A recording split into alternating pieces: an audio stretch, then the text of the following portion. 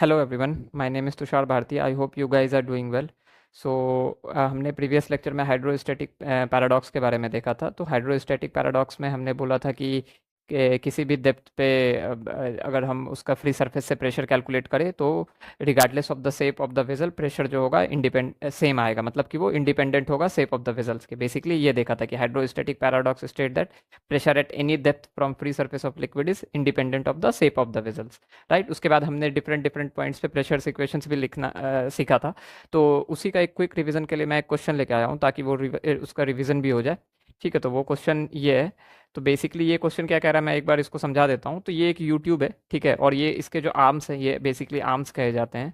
ठीक है, और ये यू शेप का है तो इसीलिए दिस इज कॉल्ड यूट्यूब। और ये ओपन है, इसका मतलब कि ये जो लिक्विड का फ्री सरफेस है वो क्या है, एक्सपोज टू एन इन्वायरमेंट है। ठीक है, और ये सब पॉइंट है A B C D E और एफ, ये पॉइंट्स दिए हुए हैं और आपको pressure at A, pressure at B, pressure at C, pressure at D, pressure at E and pressure at F निकालना है। ठीक है, ए से सी के बीच का हाइट H1 है, यहाँ सी से डी का हाइट जो है Y है, और डी से ई भी Y ही होगा। ठीक है, और ई से एफ H2 हो गया। ठीक है, क्लियर है, ये सब समझ में आपको आ रहा होगा। ठीक है, और ऑल्दो ये क्वेश्चन में गिवन नहीं है बट मैं अभी ही बता रहा हूँ ताकि ये इजी हो। सिंस कि ये हाइट H2 है तो ये पैरेलल होते हुए यहाँ भी H2 ही होगा, तो ये BC का हाइट भी क्या हो जाएगा, H2 हो जाएगा। ठीक है, और AC का हाइट क्या है, H1 है। ठीक है, क्लियर है। और जो आप ये येलो से देख रहे हो, ये येलो से जो लिक्विड को फिल किया गया है ए से सी में, इस आर्म में, लेफ्ट आर्म में, तो ए से सी तक जो है एक अलग लिक्विड है जिसकी डेंसिटी ρ1 है, और यहाँ से C2 पॉइंट F तक जो है एक अलग लिक्विड को फिल किया गया है जिसका की डेंसिटी ρ2 है। ठीक है, क्लियर है यहाँ तक। अब मेरे को अलग अलग प्रेशर्स बताने हैं, तो मैं ये इस क्वेश्चन को आपके लिए करूँगा और आप इसको देखते जाना, तो काफ़ी कुछ चीज़ें क्लियर हो जाएंगी। ठीक है, तो सबसे पहले प्रेशर एट ए लिखते हैं। तो pressure at A is nothing but pressure at A is what, PATM, because ये क्या है, मैंने बोला कि फ्री सरफेस है, सबसे टॉप मोस्ट पॉइंट है और एक्सपोज टू एन एनवायरनमेंट है। यहाँ तक क्लियर है। अब अगर मैं प्रेशर एट बी बोलूँ तो प्रेशर एट बी क्या हो जाएगा, P at A plus of ρ1G। और अगर मैं इस हाइट को देखूँ तो इस हाइट को अगर मैं एक्स मान लूँ, तो मुझे एक्स नहीं पता फिलहाल के लिए, मैं यहाँ एक्स लिख रहा हूँ। अगर अब मैं एक्स को फाइंड करने जाऊँ तो एक्स को आप फाइंड कर सकते हो क्या, एक्स को अगर आप ठीक से फाइंड करो देखो, तो ये क्या है, ये हाइट H1 माइनस H2 है, ये हाइट H1 माइनस H2 है, बिल्कुल है। तो मैं x को क्या लिखूंगा, x is nothing but H1 minus H2, right. तो आपका प्रेशर एट बी क्या हो जाएगा, pressure at B is nothing but pressure at A plus of ρ1G। x के जगह पे आप H1 माइनस H2 लिखोगे। ठीक है, इसको अगर आप ओपन करोगे तो सबसे पहले तो प्रेशर एट ए जो है आप PATM लिख दोगे। ठीक है, plus of ρ1G H1 minus of ρ1G H2 हो जाएगा। ठीक है, ये आपका प्रेशर एट बी हो गया। ठीक है, क्लियर है यहाँ तक। अब मैं प्रेशर एट सी लिखना चाह रहा हूँ। तो प्रेशर एट सी को चाहो तो आप बी से भी लिख सकते हो, ए से भी लिख सकते हो। मैं ए से लिखूंगा क्योंकि एक ही साथ मेरा क्लियर आ जाएगा, क्योंकि मेरे को सीधा दिख रहा है कि pressure at A plus of ρ1G H1 कर दूंगा। और बी से भी लिखोगे तो फाइनली जो है आपका वो वही आएगा। बस ये है कि आपको प्रेशर एट बी यहाँ पे आपको सब्सटीट्यूट करना होगा इन दिस फॉर्म। तो इंस्टेड ऑफ सब्सटीट्यूटिंग आप डायरेक्ट PA जो कि PATM है प्लस ऑफ ρ1G H1 लिख दो। ठीक है, वही आएगा, वैल्यूज सेम ही रहने वाली हैं। ठीक है, तो मैं अब प्रेशर एट सी लिखूंगा। तो pressure at C is nothing but pressure at A plus of ρ1G H1। ठीक है, तो अब pressure at A is nothing but PATM plus of ρ1G H1। यहाँ तक क्लियर है, चलो ठीक है। प्रेशर एट सी जो है PATM प्लस ρ1G H1 हो गया। ठीक है, ये भी क्लियर हो गया। अब देखते हैं। अब सबसे पहले मेरे को इस डायग्राम को कॉपी करने दो। ठीक है,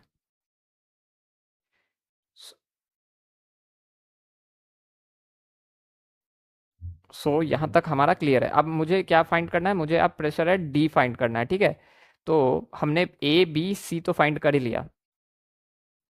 ठीक है, तो अब मैं प्रेशर एट डी फाइंड करने वाला हूँ। ठीक है, तो what will be pressure at D. So pressure at D को अगर मैं लिखूँ तो मैं सीधा सीधी लिख सकता हूँ, pressure at A plus of this height, A से लेके यहाँ तक दिस हाइट, दिस हाइट। ठीक है, and what is this height, इसको मैं क्लियरली ड्रॉ करता हूँ।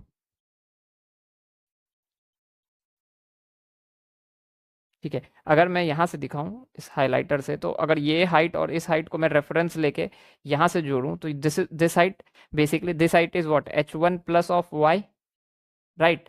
H1 and this y, this is what distance of AD, अगर मैं बोलूँ तो ठीक है। तो मैं इसको डायरेक्टली इस फॉर्म में लिख सकता हूँ, P at A plus of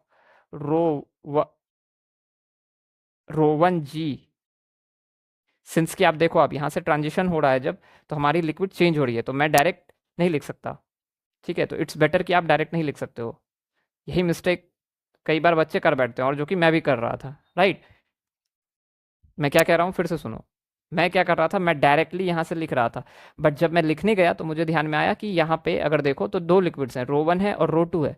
तो मुझे पहले यहाँ से यहाँ तक लिखना होगा, फिर यहाँ से यहाँ तक लिखना होगा, क्योंकि यहाँ से यहाँ में लिक्विड रो टू है, और यहाँ से ए से सी तक में रो वन है, सी से डी में फिर रो टू आ गई आपकी। तो अब सबसे पहले इससे बेहतर है कि आप पी एट डी को कैसे लिखो, पी एट डी को आप इस तरह से लिखो, P at D is P at C plus of rho two G Y.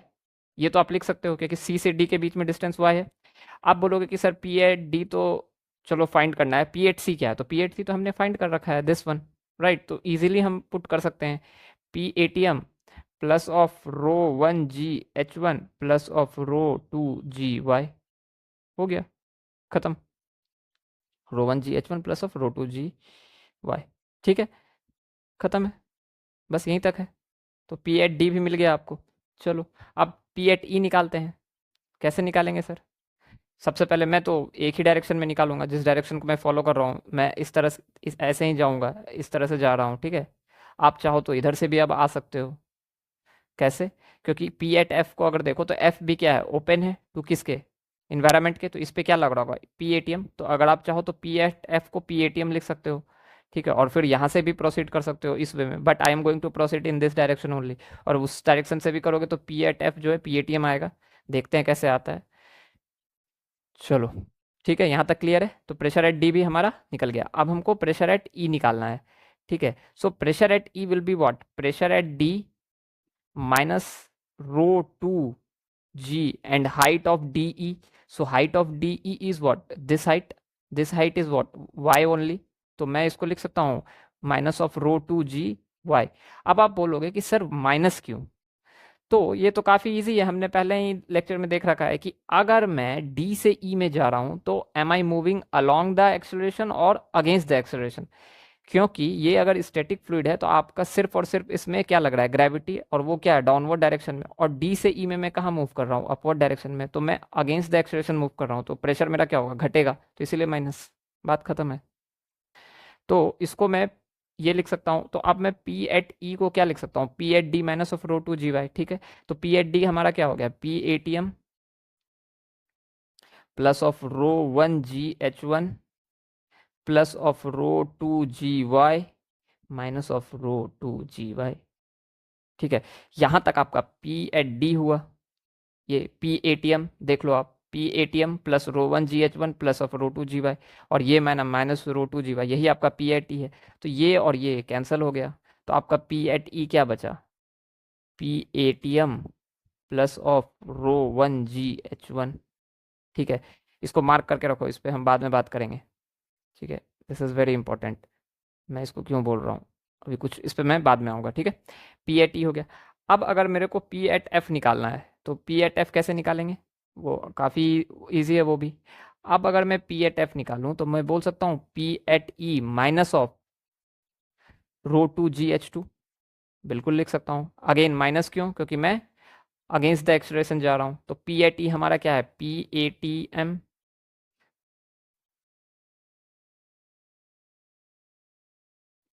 Plus of rho one G H one minus of rho two G H to.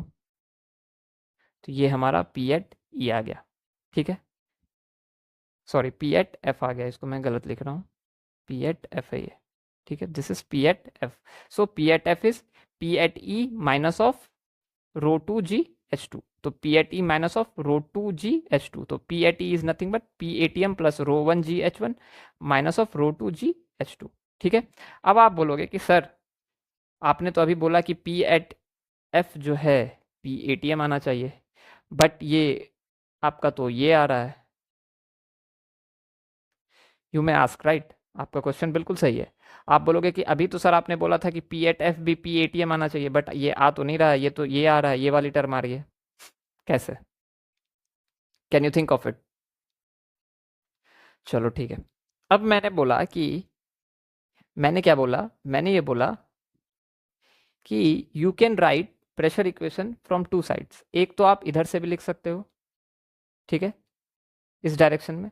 दूसरा आप इस डायरेक्शन में भी लिख सकते हो। अब मैंने इस डायरेक्शन में लिखा तो मुझे ये मिला, ठीक है, पी एट एफ, ये, ठीक है। चलो एक बार दूसरी डायरेक्शन से लिख के देखते हैं पहले, फिर कंक्लूजन पे आते हैं, ठीक है। सो अगर मैं दूसरी डायरेक्शन से लिखूं, तो दूसरी डायरेक्शन से अगर आप लिखोगे तो पी एट एफ तो पी ए टी एम ही है। चलो ठीक है सर, मान लेते हैं आपकी बात। और पी एट ई क्या हो जाएगा हमारा? P A T M plus of rho two G H two, ठीक है। और अगर आप जब इधर से लिख रहे थे तो पी ए टी क्या आ रहा था? P A T M plus rho one G H one. यही इसलिए मैंने आपको बोला था कि मार्क करो इस चीज़ को। तो आप बोलोगे कि सर पॉइंट सेम है तो प्रेशर डिफरेंट कैसे हो रहे हैं? मैं बोलूँगा कि नहीं, पॉइंट सेम है तो प्रेशर जो है डिफरेंट नहीं हो रहे हैं, प्रेशर सेम ही है। तो इसका मतलब अगर पी एट ई पे P A T M plus rho two G H two है, और यहाँ पे हमने जब P A T M plus rho one G H one निकाला था, तो इसका मतलब ये दोनों सेम है क्या सर? तो मैं बोलूँगा हाँ बिल्कुल, इन दोनों की वैल्यूज सेम है। उसी तरह से पी एट एफ जो P A T M plus rho one G H one minus rho two G H two है, वो भी बराबर पी ए टी एम ही है, बट वो मैं प्रूव करूंगा इसीलिए मैंने उसको इक्वेट नहीं किया। बट यहाँ पे सिंस की पॉइंट सेम है, P at E is equal to P A T M plus rho two G H two, जो कि हमने फाइंड किया है। पहले हम इस डायरेक्शन से जा रहे थे, अब हम इस डायरेक्शन से जाके हमने फाइंड किया है, और पहले का डायरेक्शन का हमारा निकाला हुआ ये है, तो इसको मैं क्या कर सकता हूँ? इक्वेट कर सकता हूँ। तो मैं बोलूँगा कि also P A T is equal to P A T M plus of rho one G H one. तो अगर मैं इन दोनों को अगर देखूं, तो दोनों तो पॉइंट प्रेशर एट ई है, तो दोनों बराबर हो जाएंगे। तो इसको अगर आप इस तरह से लिख सकते हो, P A T M plus rho one G H one equals to P A T M plus of rho two G H two, right. तो अगर आप गौर से देखो तो आपको एक इक्वेशन मिलती हुई दिखेगी, जी से जी भी कैंसिल हो जाएगा, P A T M cancel हो जाएगा, तो rho one H one equals to rho two H two, right. और अगर आप यहाँ पे इस इक्वेशन को आप देखो ठीक से, इस इक्वेशन को, तो इसको मैं लिख सकता हूँ P at F equals to P A T M plus of G को अगर मैं कॉमन ले लूँ तो rho one H one minus of rho two H two, right. और अगर रो वन एच वन बराबर रो टू एच टू है, तो ये टर्म तो जीरो हो गई ना, तो P at F equals to P A T M ही तो आया। तो मैंने क्या बोला था कि आप किसी भी डायरेक्शन से लिखो, आपके हर पॉइंट अगर वो सेम है तो उस पर वही प्रेशर आएगा, regardless of the direction you choose to write. अगर वो पॉइंट आपके सेम है तो वहाँ प्रेशर सेम ही आएगा। एक चीज़ और बचता है यहाँ पे पी एट ई जो देखो, अगर P A T M plus rho one G H one आया है, और एक और मज़ेदार चीज़ है यहाँ पे, पी एट सी देखो, वो भी P A T M plus rho one G H one आया है, राइट। पी एट सी जो है P A T M plus rho one G H one आया है, और पी एट ई को भी देखो तो P A T M plus rho one G H one आया है। थोड़ा अगर गौर से देखो तो सी और ई है भी सेम लेवल पे। मैं चाहता तो आपको शुरू में ही बता सकता था, लेकिन पहले मैंने इक्वेशन लिख के आपको दिखा दिया। अब इक्वेशंस देख लेने के बाद फील आते हैं। तो यहाँ पे P A T M plus rho one G H one P C है, और पी ई भी P A T M plus rho one G H one है। तो दोनों के प्रेशर सेम है, पी एट सी के भी पी एट ई के भी। क्यों? क्योंकि ये दोनों सेम लेयर पे है। आप कोई बोल सकता है सर ई तो रो टू में है और सी सर रो वन में है। नहीं है, सी जो है इंटरमीडिएट पॉइंट है। सी के अगर हल्का से आप नीचे जाओ तो रो टू चालू हो जाता है, और सी के जस्ट हल्के ऊपर चले जाओ तो वो रो वन चालू हो जाता है। तो इसका मतलब सी जो है इंटरमीडिएट पॉइंट है, तो सी जो है रो टू के भी प्रॉपर्टी को रखता है। तो सी और ई जो है सेम लेयर पे है, सेम लिक्विड है। हम नहीं बोलेंगे कि सी जो है रो वन का है। अगर मैं सिर्फ इतना का बात करूं तो yes, C lies in row two as well. तो इसीलिए हम बोलेंगे कि सी सेम लिक्विड और सी और ई जो है सेम लेयर पे हैं, तो इसका मतलब इसके प्रेशर जो होंगे सेम होंगे। क्लियर है? क्लियर है यहाँ तक? तो मैं क्या कह रहा हूँ कि सी जो है रो टू में भी लाई कर रहा है, ठीक है। तो इसका मतलब कि सी और ई दोनों जो है पॉइंट है वो सेम लिक्विड के हो गए, विच इज रो टू। और सी और ई सेम लेयर पे तो है ही, तो प्रेशर क्या होंगे? सेम होंगे। और वो आपको इक्वेशन से दिख भी रहा है यहाँ पे, ठीक है। और पी ए टी अगर मैं इधर से लिखूं, तो कुछ और आता था, but pressure at same point is going to be same. तो उसको मैंने इक्वेट किया तो मुझे ये मिल गया, और इस इक्वेशन के कारण मुझे P at F P ATM ये भी प्रूफ हो गया। तो आई होप कि ये आपको क्लियर होगा। ठीक है, यहाँ तक क्लियर है?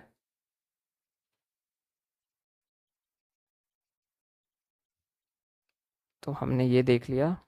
अब हमारा next topic, so what is next topic? Next topic is force due to liquid. So I think I have written something. Yes. So next topic is force due to liquid. So what is force due to liquid? So force due to liquid का मतलब होता है कि liquid जो है कितना force लगा रहा है, ठीक है, किस पे, किसी भी सरफेस पे। तो यहाँ पे अगर मैं बात करूँ, if I talk about this point, तो ये एक मशीन है, ठीक है, जो कि बेसिकली आपका प्रेशर नापता है, ठीक है, दिस मेजर्स द प्रेशर। तो ये यहाँ पे जो है ये एक मीटर लगा हुआ है, ये बेसिकली ये मशीन है, और ये जो है ये एरो जो है आपको मेजर करके देता है कि प्रेशर कितना है, ठीक है। तो बेसिकली आपका यहाँ पे आपको प्रेशर मेजर कर के बता रहा है ये मशीन आपका, ठीक है। और ये लिक्विड में डिप किया हुआ है, और यहाँ पे जो सिंस की ये लिक्विड फिल्ड है, ठीक है, यहाँ पे पूरा लिक्विड फिल्ड है, ठीक है। मैंने बस इतना हाइट तक दिखाया है क्योंकि मुझे अभी तक फिलहाल इतना का ही काम है, ठीक है। और मैं कह रहा हूँ कि ये जो हाइट है ये एच है, और यही जो है सबसे टॉप मोस्ट लेयर है, और लेट्स से कि ये फ्री सरफेस है, ठीक है। तो यहाँ पे पी एटीएम तो लग ही रहा होगा, ठीक है। तो अब मेरे को बताना है कि यहाँ पे इस ये जो मशीन है इसका जो बेस एरिया है ये ए है, ये मैंने लिख दिया है, area of base of machine क्या है, ए है, ठीक है। और यहाँ से यहाँ तक हाइट जो है एच है। तो सबसे पहले मैं, मेरे को एरिया में जाने से पहले मैं प्रेशर इस पॉइंट पे लिख सकता हूँ, या फिर इस किसी भी पॉइंट पे बिल्कुल लिख सकता हूँ। आप बता सकते हो क्या, इस ये यहाँ पे मैं कोई भी पॉइंट ले लूँ तो प्रेशर क्या होगा? इट्स क्वाइट इजी, क्या होगा pressure? Pressure will be nothing but rho G H plus of P A T M, right. वही लिखा हुआ है भी यहाँ पे, उसको मैंने पी बोला है, ठीक है। अब एक बात बताओ, प्रेशर क्या होता है? Force per unit area, right, ये मैं आपको बता रखा हूँ। और एरिया जो होता है वो एरिया कौन सा होता है? Area is nothing but, area जो होता है वेक्टर क्वांटिटी होता है, याद रखना। और ये फोर्स भी वेक्टर होता है, और ये दोनों डिवाइड होते हैं तो स्केलर बनते हैं, क्योंकि फोर्स स्केलर होता है। तो P इंटू ए जो होता है फोर्स होता है, एंड फोर्स जो वेक्टर क्वांटिटी होता है। तो आप बोलोगे सर प्रेशर तो स्केलर है बट फोर्स वेक्टर है, तो कैसे होगा? तो एरिया आपका वेक्टर क्वांटिटी होता है, तो P A vector equals to F vector होता है, ठीक है, ये याद रखना। बहुत बच्चे कंफ्यूज होते हैं कि हमारा प्रेशर तो स्केलर है, तो एरिया क्या है? बहुतों को लगता है एरिया भी स्केलर है, और फिर फोर्स कैसे वेक्टर बन जाएगा? दो स्केलर का भी वेक्टर नहीं बनाने वाला मल्टीप्लाई करके, ठीक है। तो ये बेसिकली ए जो है आपका एरिया वेक्टर है, तो इसीलिए मैं बोल रहा हूँ एरिया वेक्टर है। तो कौन सा वेक्टर है? तो basically area is nothing but area is perpendicular to the surface, ठीक है। तो इसको मार्क रख आप लोग, एकदम अच्छे से इस कॉन्सेप्ट को बैठा लो दिमाग में कि एरिया वेक्टर क्या होता है? परपेंडिकुलर टू सरफेस, ठीक है। वही उसका डायरेक्शन बता रहा होता है, ये जो परपेंडिकुलर है ये एरिया का डायरेक्शन बता रहा होता है। तो इस केस में आपका ये परपेंडिकुलर का जो है यहाँ पे इस डायरेक्शन में बता रहा है, ठीक है, एरिया वेक्टर, ठीक है। इसीलिए उसको मैंने फोर्स से डिनोट पहले ही कर रखा है। ये बेसिकली आपका ये एरिया है, बेस एरिया है, ठीक है, और उसका बेस एरिया का वेक्टर ये है। और अगर आप जैसे ये कंटेनर का बात करो तो इसका ये है, ठीक है, लिक्विड यहाँ पे है, ठीक है, तो नीचे है, ठीक है, इस तरह से। और अगर मैं कोई साइड वाल ले रहा होता, जिस लेट से कि एक इस तरह का साइड वाल मैंने बना दिया, ठीक है, तो यहाँ पे इसका ये सरफेस एरिया हो गया, ये जिसको मैं ऐसे इस तरह से जिगजैग फॉर्म में ड्रॉ किया, तो इसका एरिया वेक्टर किस किस तरफ होता है? इस बाहर की तरफ, ठीक है। आई होप कि आप ये विजुअलाइज कर पा रहे होगे, ठीक है। और अगर मैं एक शीट ले लूँ, उसको मैं ये जैसे मान लो ये इसका एरिया है, तो इसका एरिया वेक्टर क्या हो गया? ऊपर की तरफ, ठीक है, ये जाएगा, ठीक है। तो ये आई होप कि आप समझ सकते हो। अगर आप अपने रूफ को देखो, ठीक है, रूफ को देखो, तो आपके वो डाउनवर्ड डायरेक्शन में जो है आपका ये जैसे रूफ है, ठीक है, ये अगर आपका ये रूफ रूफ है, आई होप कि आप मेरे फिंगर्स देख पा रहे होंगे। ये अगर रूफ है तो ये आपका एरिया वेक्टर हो गया, ये जहाँ पे मेरी ये पेन है, ठीक है, दिस इज एरिया वेक्टर, ठीक है। तो इसी तरह से है, तो P A vector equals to F vector आ गया, ठीक है। तो मैं कहूंगा कि मेरे पास तो प्रेशर है सर, और एरिया आपने बेस बता दिया, तो मैं क्या प्रेशर फाइंड कर सकता हूँ? बिल्कुल। और ये फोर्स फाइंड कर सकता हूँ, बिल्कुल। और ये जो फोर्स होगा ये कौन सा फोर्स होगा? ये लिक्विड ही तो लगा रहा होगा, क्योंकि आप जब एच हाइट पे फाइंड किया तो आपने क्या फाइंड किया? Pressure due to liquid, right. आपने प्रेशर ड्यू टू लिक्विड ही तो फाइंड किया। ये रो क्या है? डेंसिटी ऑफ लिक्विड ही तो है। तो आपने प्रेशर ड्यू टू लिक्विड ही लिक्विड ही तो फाइंड किया, सिंस कि आपने प्रेशर फाइंड कर दिया तो आप फोर्स ड्यू टू लिक्विड भी फाइंड कर सकते हो। जस्ट आपको एरिया चाहिए था, अब मैंने बता दिया कि इसका बेस एरिया ए है, तो इसका मतलब ये लिक्विड इस बेस एरिया पे कितना फोर्स लगा रही है, एफ कितना लगा रहा है ये प्रेशर को आप मल्टीप्लाई कर दो एरिया से, तो rho G H plus P A T M multiplied by A, which is this quantity, और ये इस डायरेक्शन में लगा रहा है फोर्स, ठीक है। और ये फोर्स लगाएगा तो उसी को ये जो मशीन है ये मेजर करेगा। दूसरा एग्जांपल देखो, दूसरा एग्जांपल ये है कि एक लिक्विड है, ठीक है, यहाँ पे ये अप टू एच हाइट क्या है, फिल्ड है, ठीक है। अब मैं बोल रहा हूँ कि यहाँ पे सबसे बेस एरिया पे कितना फोर्स लग रहा होगा, कि तो ये सारा लिक्विड क्या कर रहा होगा, इस पे हर पॉइंट पे प्रेशर लगा रहा होगा, ठीक है। लिक्विड का हर पार्टिकल सबसे बॉटम मोस्ट पॉइंट पे, जो लेट्स से कि ग्लास है तो ग्लास का सबसे बॉटम सरफेस पे क्या होगा, प्रेशर लग रहा होगा हर एक लिक्विड के पार्टिकल का, ठीक है। तो ये एच हाइट पे है, तो यहाँ पे प्रेशर कितना कितना होगा इस पॉइंट पे, अगर मैं किसी भी पॉइंट पे बोलूँ तो यहाँ पे प्रेशर कितना होगा, you have to consider atmospheric pressure, क्योंकि ये फ्री सरफेस है और ओपन कंटेनर है, ठीक है, ये फ्री सरफेस है और ये कंटेनर ओपन है, तो यहाँ पे कितना प्रेशर होगा, P will be nothing but rho G H, ठीक है। मान लेते हैं कि रो जो है डेंसिटी है इस लिक्विड की, रो जो है डेंसिटी है इस लिक्विड की, ठीक है। तो rho G H plus of P A T M तो होगा ही, ठीक है यहाँ तक। और अगर मान लेते हैं base area is A, let say कि बेस एरिया जो है ए है, बेस एरिया इज ए, तो फोर्स कितना हो जाएगा, वेरी इजी, फोर्स को अपन क्या लिख सकते हैं, P इंटू ए, तो फोर्स किधर लगा रहा होगा लिक्विड, इस डायरेक्शन में लगा रहा होगा, राइट, क्योंकि आपका एरिया वेक्टर इधर ही आएगा इधर, ठीक है। तो P इंटू ए, तो P rho G H plus of P A T M multiplied by A, ये आपका फोर्स हो गया, ठीक है।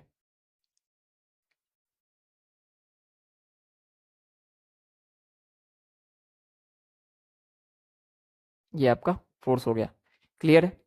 तो बेसिकली आई आपको मैं मुझे यही बताना था कि फोर्स ड्यू टू लिक्विड क्या होता है। बेसिकली हम हर पॉइंट पे प्रेशर ड्यू टू लिक्विड तो निकाल ही लेते हैं, ठीक है। जिस यहाँ पे जैसे हाइट एच है तो हम निकाल सकते हैं कि यहाँ पे प्रेशर कितना होगा, रो जी एच, ठीक है। अब P A T M plus rho G H, ठीक है। अगर लेट से कि अगर मैं एटमॉस्फेरिक प्रेशर को भी कंसीडर करूँ, नहीं भी करो बात एक ही है, वो उससे कोई आपको इम्पैक्ट नहीं आ रहा, we have to focus on concept, right. तो basically P A T M plus rho G H हो गया, ठीक है। अब सिंस की इस बेस का कुछ तो एरिया है, तो इसका मतलब इस एरिया पे ये जो सिंस की लिक्विड तो यहाँ पे इस तरह से है ना, लिक्विड के प्रेशर्स तो लग ही रहा है ना, ठीक है। तो अब सिंस की ये तो बेस एरिया है, इसका कुछ एरिया है, क्या है वो, ए है, तो इस पे प्रेशर के कारण फोर्स भी तो जनरेट हो रहा होगा, कैसे, क्योंकि फोर्स जो होता है P इंटू ए होता है, तो प्रेशर के कारण फोर्स तो बन ही गया ना यहाँ पे। तो सिंस की मुझे पता है कि at height h rho G H plus P A T M is the pressure due to liquid, तो I can easily find force due to liquid if I have the area of this base, so I have the area of this base as A, तो हमारा force क्या हो जाएगा, this P multiplied by A, clear है।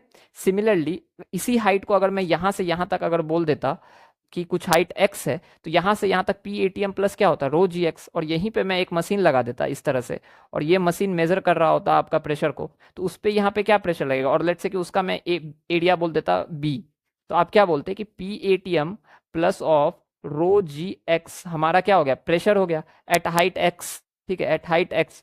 और अब मैं बोल रहा हूँ कि मैंने यहाँ पे मशीन लगा दिया जिसका कि बेस एरिया b है, ठीक है, और वो मेजर कर रहा है, तो P A T M plus of rho G X multiplied by B is your pressure which this liquid is applying at the base area of this machine, और यही ये मेजर कर रहा होता, जो कि ये केस है, ठीक है, जो कि ये केस है, ठीक है, क्लियर है।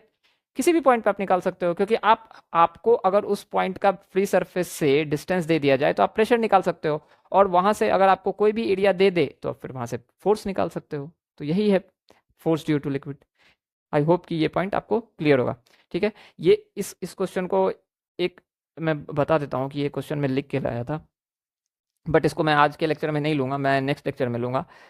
क्यों, क्योंकि ये काफ़ी बड़ा हो जाएगा, काहे कि यहाँ से एक फार्मूला जनरेट होगा, और वो काफ़ी इंपॉर्टेंट फार्मूला है, वो आपके कॉम्पिटिटिव एग्जाम में आता है, और वो आया भी था आई थिंक नीट 2024 या 2025 में, और जेई में मेंस में तो पूछते ही हैं, ठीक है। लेट्स से कि ये हाइट लेंथ है ये, ठीक है, और ये क्यूबॉइड है, ठीक है, ये ब्रेथ है b जो कि उसकी विड्थ है, और ये हाइट है, ठीक है। और ये क्लोज्ड कंटेनर है, क्यूबॉइडल शेप का है, ठीक है। अब मैं कह रहा हूँ कि ये हाइट h है, इसको मैं थोड़ा और ठीक कर देता हूँ, ठीक है। तो मैं कह रहा हूँ कि ये पूरे ये इस पूरे क्यूबॉइड को मैंने फिल कर दिया है लिक्विड से, ठीक है। This whole cuboid is filled with a liquid of density rho, ठीक है, ये फिल्ड है, ठीक है। इसको आप मानो कि ये फिल्ड है, ठीक है। तो ये अगर यहाँ पे फिल्ड है तो मुझे बताना है इस हाइट h पे इस वाले बेस एरिया में, आई होप कि आप समझ पा रहे होगे, इस वाले बेस एरिया में कितना फोर्स लग रहा है ड्यू टू लिक्विड, ठीक है। पहला क्वेश्चन तो ये हुआ, ठीक है। और ये क्लोज्ड कंटेनर है तो we don't have to consider atmospheric pressure, but इस वाले एरिया में सिंस कि मैंने बोला कि ये पूरा जो ये कंटेनर है, क्यूबॉइडल कंटेनर है, ये पूरा भरा हुआ है, तो इस वाले जो सरफेस है क्यूबॉइड का, ये वाला जो सरफेस है, इस पे क्या लग रहा होगा फोर्स ड्यू टू लिक्विड, ये वाले पे। फिर इसके बाद मैं इस वाले की बात करूंगा कि इसमें क्या लग रहा होगा। तो अगर आप लोग ये वाला एटलीस्ट निकाल सकते हो, अगर मैं इस पॉइंट को नाम दे दूं, हर एक पॉइंट को, लेट्स से कि मैं अगर इसको नेम दे दूं,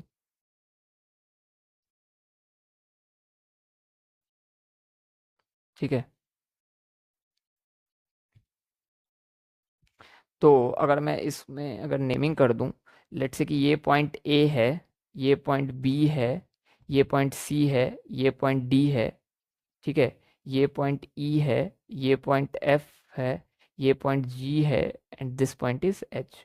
तो अगर आप अगर इसको ऐसे देखो तो ए बी सी डी का निकाल लोगे, और आई होप कि ये निकाल भी सकते हो, this is easy. But what is tricky here is you, मैं बोल रहा हूँ आपको इसका भी निकालने के लिए, अगर आप इसको देखो, मैं ड्रॉ करने की कोशिश करता हूँ, अगर आप इसको देखो तो ये बी सी जी और एच, ठीक है। आप इसका इस पे लिक्विड क्या प्रेशर लगा रहा होगा इस साइड कंटेनर पे, ये अगर आप फाइंड कर लेते हो तो बहुत ही ज़बरदस्त बात होगी, ये वाले इस वाले लिक्विड पे। If you are able to find कि इस वाले साइड वॉल पे क्या प्रेशर लग रहा होगा, क्योंकि these are side walls, right. B C G H and A D E, A D F E are side walls, right. ये साइड वॉल्स हैं, A D F E and B C G H, ठीक है। तो ये दोनों side walls है, और ये जो है बेस है ए बी सी डी। तो ए बी सी डी तो फिर भी फाइंड करना ईजी है, लेकिन ये साइड वॉल्स का अगर आप पता कर लो तो मजे की बात होगी। तो ये जो है मतलब साइड वॉल्स पे क्या प्रेशर होंगे वो मैं आपको डिराइव करके दूंगा, थोड़ा सा इंटीग्रेशन लगता है, उसके बाद मैं वहाँ से आपको एक जनरल फार्मूला भी दे दूंगा, बट वो फार्मूला हर जगह अप्लाई नहीं होता है। बट हाँ, इस केस में आप रख सकते हो कि ऐसा साइड वॉल्स पे लगते हैं, बट इट्स बेटर कि आप उसको ध्यान में रखो कि इंटीग्रेशन से कैसे फार्मूला डिराइव हुआ है, क्योंकि वो रूट है, बेसिकली वो बेस लाइन है, ठीक है। तो आज के लेक्चर को इतना तक ही रखते हैं। आई होप कि आपको आज के कॉन्सेप्ट समझ में आएंगे। आप ये क्वेश्चन अगर ट्राई करना चाहो तो काफ़ी अच्छा होगा, बाकी लेक्चर्स को आप थोड़ा रिवाइज करो, क्वेश्चंस को प्रैक्टिस करो जो मैंने कराया है। Till then you take care of yourself, tata bye bye, and you like my videos, share my videos and subscribe my channel. Take care of your self.